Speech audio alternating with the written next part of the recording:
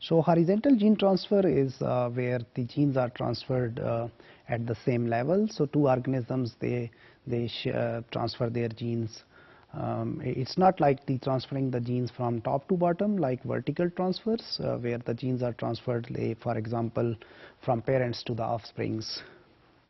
So relatively it's a slow process in evolution.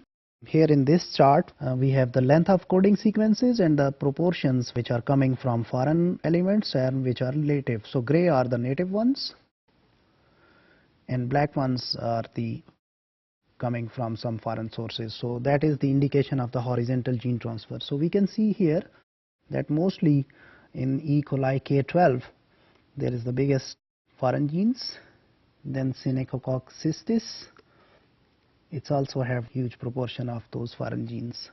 Here is another case in which there is a comparative map of two genomes from E. coli 0157H7 and then K12. So we see here that there are about 1400 genes present in H7 which are not present in K12.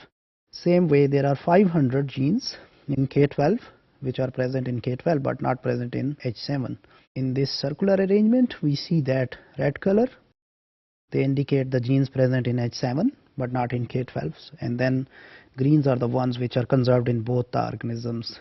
So here is another example in which we see the horizontal gene transfer in eukaryotes. So we have different plants, so they have hormone synthase gene that is suspected to be coming from bacteria, aphids, insects, so they have carotenoids, the origin may be fungal, sturgeons, they have some 15 genes which are coming from trematodes, sea slug that has PSOB which actually encodes a nuclear factor, the source is some alga.